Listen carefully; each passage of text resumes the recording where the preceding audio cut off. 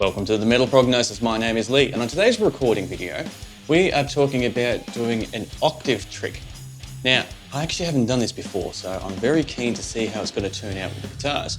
So the theory is you record your guitars dry, so just straight into, I point at my mixing console because it's my mixing console, but either through a DI box or straight into your audio interface. Then from there, you duplicate it, so when you're using an amp sim, you put an octave lower to give it that real bottom sub frequency effect and create that dynamics. Now I thought that could be really cool. Now the video I saw where the person was describing it, I wish I knew who they were because I would give them a shout out now. I'll try to chase them up and leave it in the description. Is they did a copy and paste of the DI, so they had the exact same signal going through. I'm not a fan of that type of approach because I always feel like doing an extra take adds a lot more to the overall characteristics and the sound and the body of the actual guitar tone. So that's exactly what we're going to do in a minute. We'll hop on the studio. I'll record 3 different guitars, one for the left, right, and one for the octave to kind of put them in the middle to link it all up, hopefully. Or I might have to do another one. I'm not sure. I've never done this, so I don't know how it's fully going to turn out. I'll find a pitch shifter somewhere on Cubase because I have not used one in many, many moons. So we'll see how that turns out. Yeah, so let's hop on the computer, join me in my journey, and let's see if we can, well, figuring it out is not an issue because I know the theory behind it and how to do it. It's just a matter of actually doing it, and let's find out together if it's actually going to sound half decent and worth investing more time on, or maybe not. I'm not sure, but let's find out.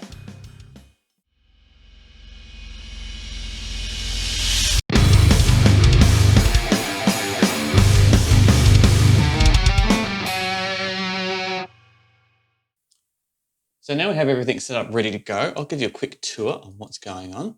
So we've got drums here, so I just stole a little bit of a section of one of my songs, just because it's easy to do it this way. I've got my bass recorded there, ready to rock and roll. I got my first channel here, which I use for all my tracking, and then I'd like to dump them into wherever I want to fit them, whether it be left, right, the center, or wherever, or just depending on what I'm doing really. But for these type of videos, yeah, this is kind of my standard template that I like to use. So now I've got my 7-string guitar here. At the moment, because we're just running it purely dry, we just get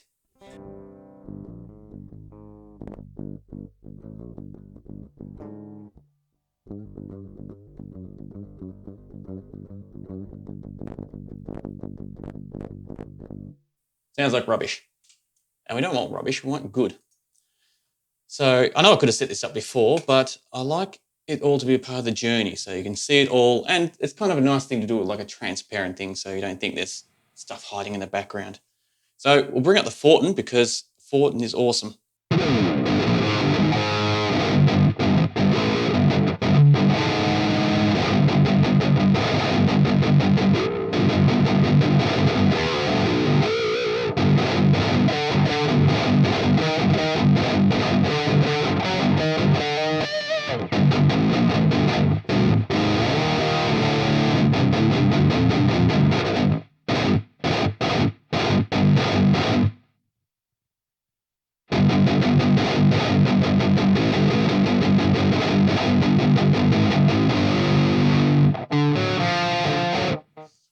So let's start just bashing through this. And it kind of gives you a good indication on how I like to try do these recordings and that for these examples. And it's kind of a speed run compared to what I do if I'm actually doing an actual recording for either one of my songs I'm working on or for another musician. And like all good recording people, we have clicks on to help us because clicks is always a way to go if you're going to record.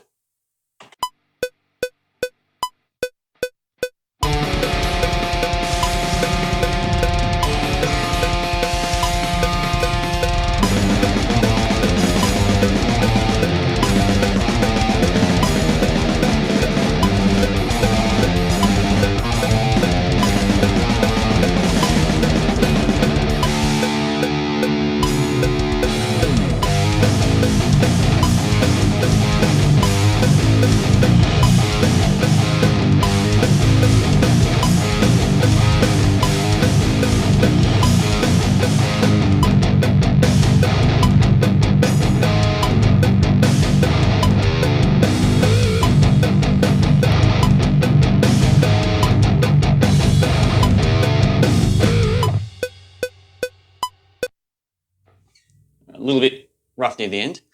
But now what I normally do is move it here. But if I move it here, we're back on a dry track. So for example,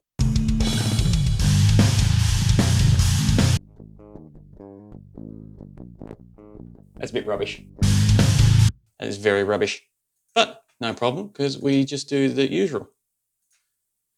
Now I'm just loading this up and using the default because I kind of have to limit myself, because if I actually went into this and delved in, I'll definitely have some analysis paralysis on trying to find the best combination, the best thing, and I'll be lost in a huge rabbit hole. And we don't want that.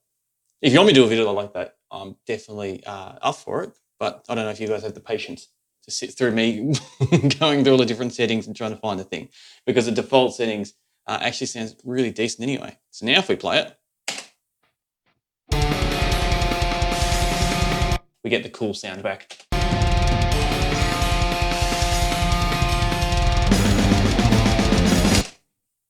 All right, so now open that up just so we can see it a bit. Let me record that again for the second track. I'm going to find the harmony quickly.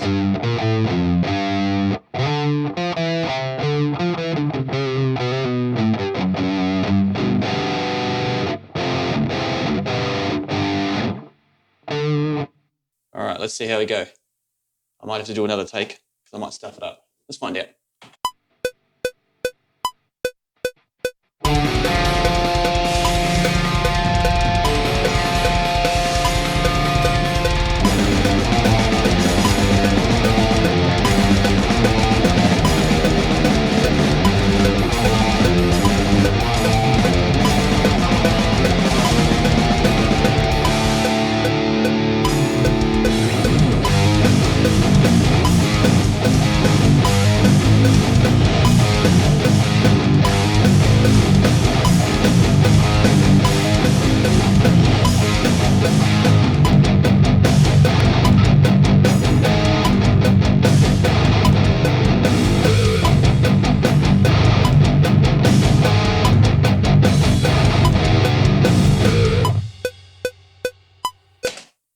Definitely had a couple of bung notes there.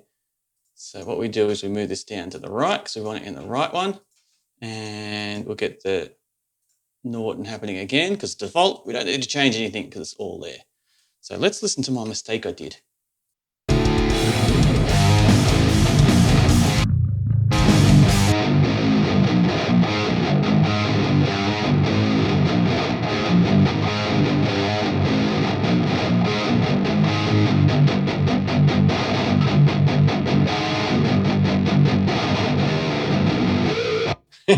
I stumbled there.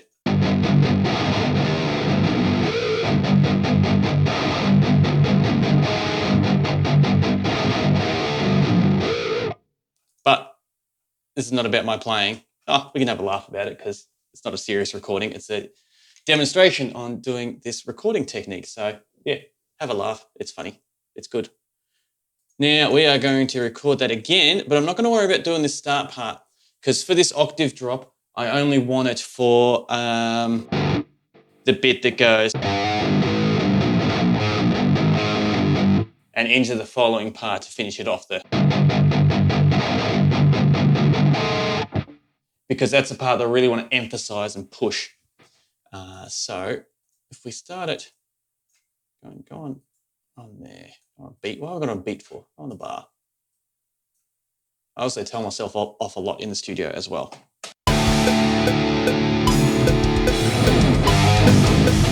So that is enough of a count in for me. As a general rule, I like 8 beats to count in. 4 I don't feel is enough because if you miss the first beat and you only hear the second, if there's a delay in something or whatever the signal's coming through, you don't know exactly where the first is. If you've got 8, it's nice because you get to feel the tempo, feel the groove, and you know exactly at least when the start of the first count is, which would be halfway through the 8. So yeah, for whatever it's worth, that's why I do that. So let's do this sub take now.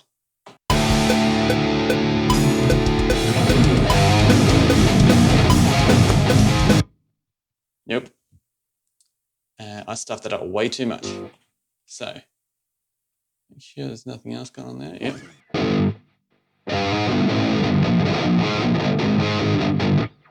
Try again.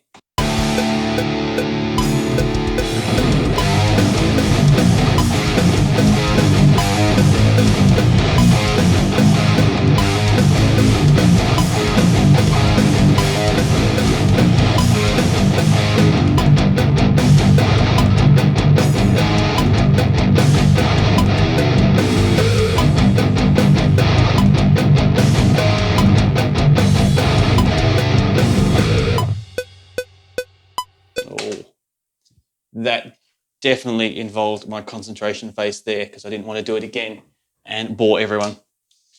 So now we have this. So what we do now is so it is pumping a little bit too heavy, a little bit too, not heavy as in the good heavy, as in too much heavy signal coming through. So what we do is, no, let's not do that. Let's be a little bit more organized, a little bit better. So we're going to leave this track here. We're going to go down to extra because this is an extra track guitaring that we're going to be working with. So firstly, we listen to the extra track. Now, normally in a session, I would be listening to all these, especially if I was using dry signals. For example, I would go through like this, turn them all off, solo the guitars. That's not the guitars, that's there. You need to go away so I can see what's going on.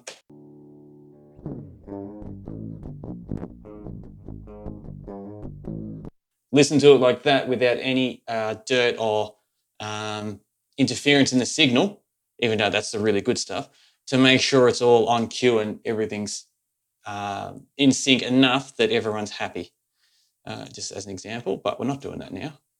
So we'll definitely get the good stuff back on.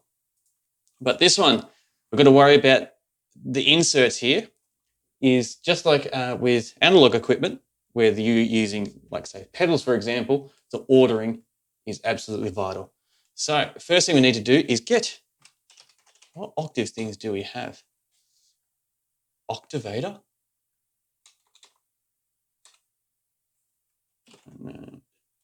Or is there a pitch shifter?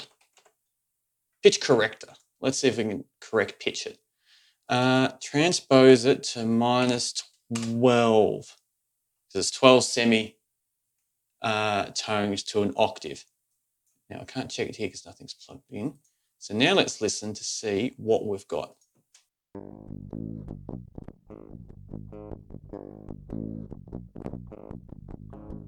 All right, so that's definitely lower, but is it going to be too low? Is it too broken up? Is that octave pitch corrector thing good enough or not? So let's find out.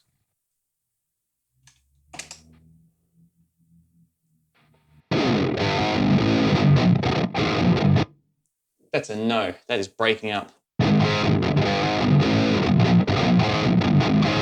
So that's not a Fortin issue. That is the pitch corrector, not. Oh, the speed's a bit. What speed do we want? I haven't used this in so long. I'm not sure how this thing works.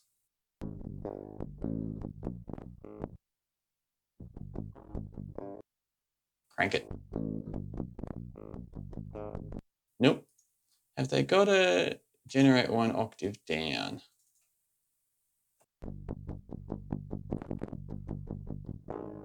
No, it's still breaking up. So if we add the Fortin in now,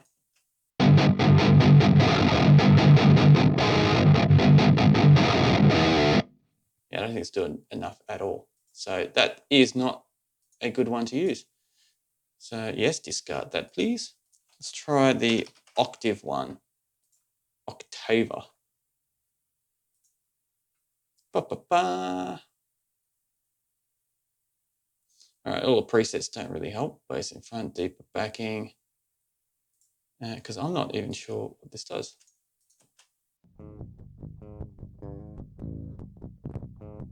So turn the direct off, sorry. It's a little bit hard to hear. So octave 1.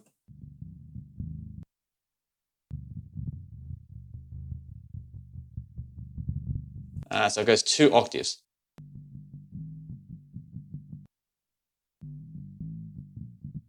So that's 1 octave lower, that's 2 octaves lower, I think. Let's find out. So now if we turn this on, fingers crossed it works.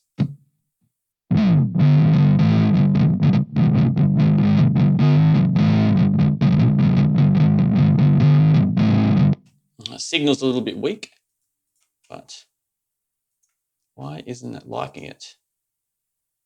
All right, there's near to nothing we can change there to help it.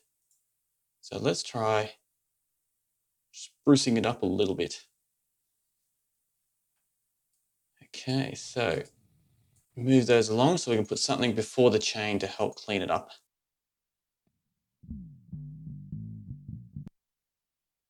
Let's see if we can chuck. See if we can get some of this happening. So turn analog off.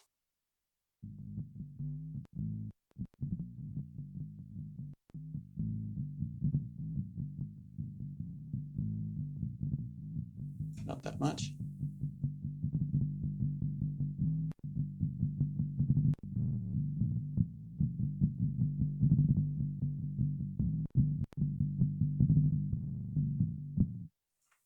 All right, so now let's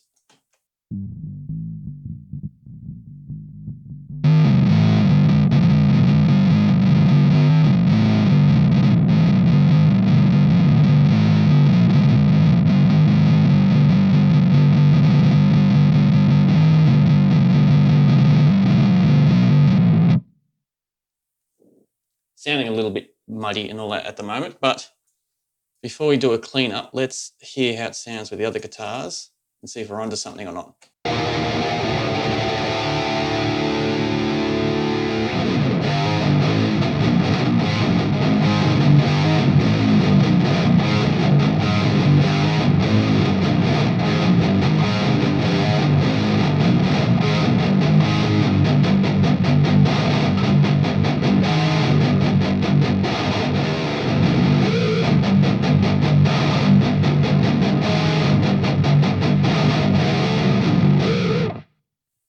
It definitely adds something positive, I reckon. So let's listen to it in the mix with everything and take it from there.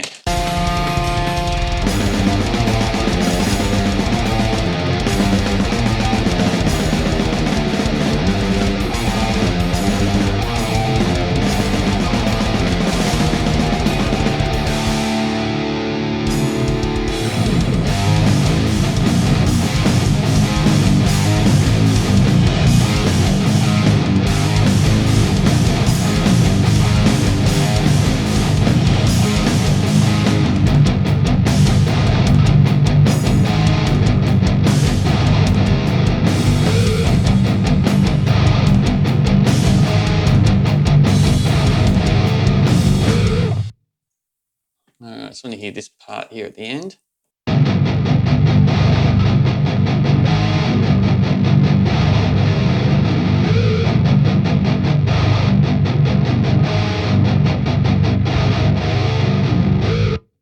I'll play it again and I'll just keep dropping that in and out, just with the guitars.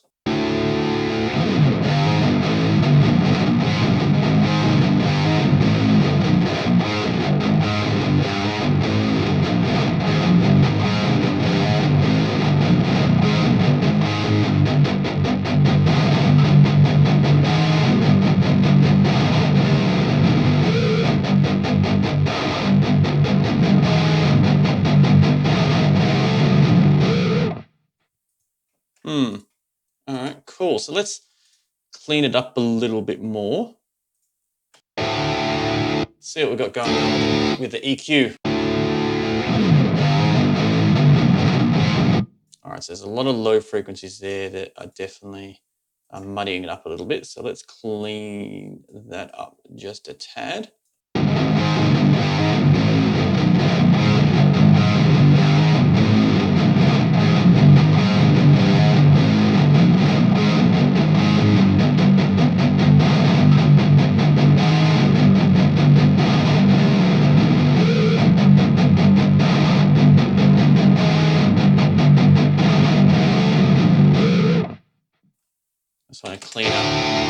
little bit more.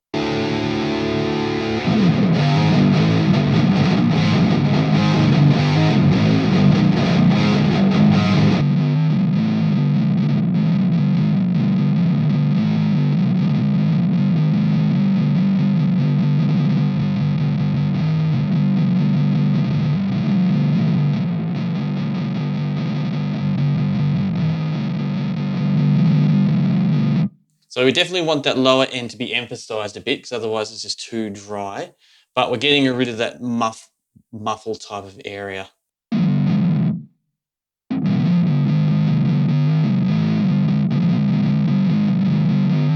And getting rid of this high bit.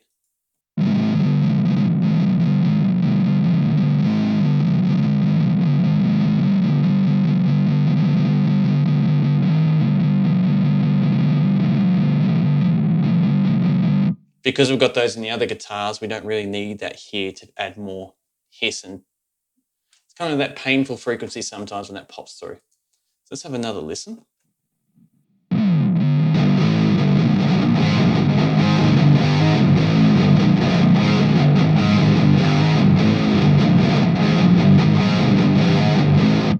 And what we'll do is we'll do a quick clean up here.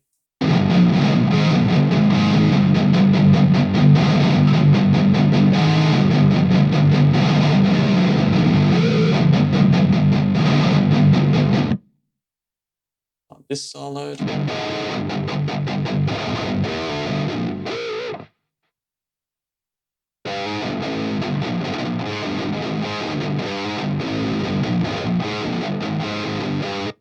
So all I'm doing is taking out that big bottom end because we've got that other guitar in there, just to see how it sounds and how it flows. So what do we got? 110/40. So we go here. 110.40. There's a high pass. And it'd be gone. Ah, bugger, I moved it. 110/40.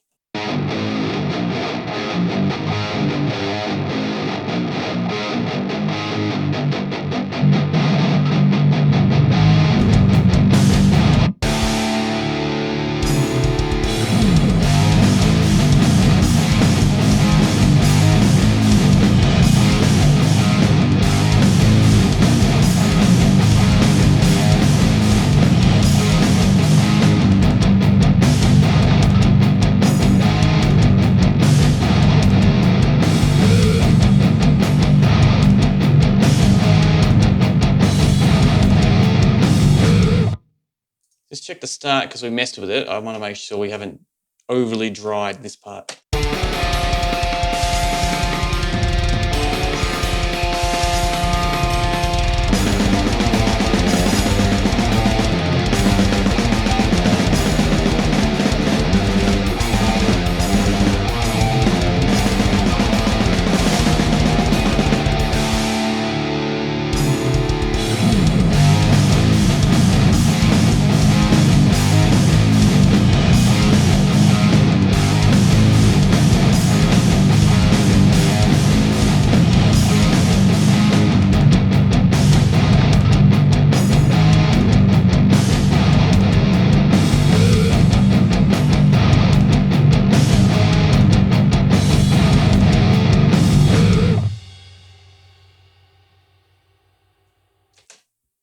So not the best mix because we're just focusing on guitars here at the moment, but yeah, it's an interesting effect. Very, very interesting.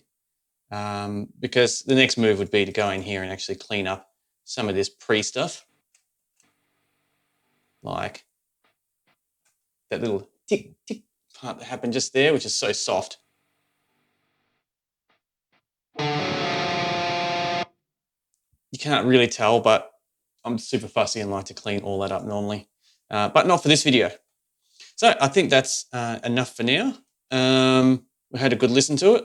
I might just bring down the guitars just a tad and do another mix export of this. I'll render it down so you can hear it properly one last time before we have a chat about it.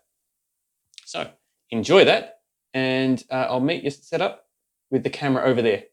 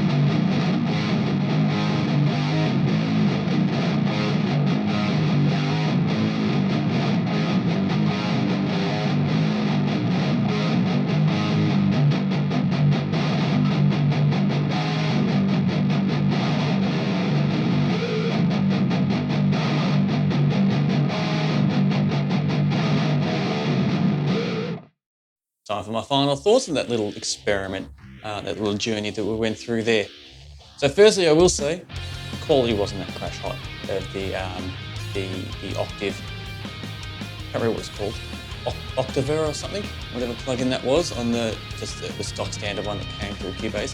It didn't do a good job of bringing the tone down the full octave cleanly and smoothly. So straight off the bat there, chucking it into the neural NTS was never going to be a smooth transition, because if you don't get it right from the source, I kind of like look at it as if you were plugging a guitar straight in, let's say straight into the amp with all your pedals. Unless it's good at the source, it doesn't matter what you're plugging it into, this can only do so much. Same with the NTS, the Fortin amp that we used, it can only do so much. It was lots of fun though. I did enjoy putting it together and trying it. The first pitch corrector I think we used was not good. Not good at all. It definitely broke it up way too much. So using the other one was more fitting, but still not good enough. It definitely had a good impact on the actual mix though.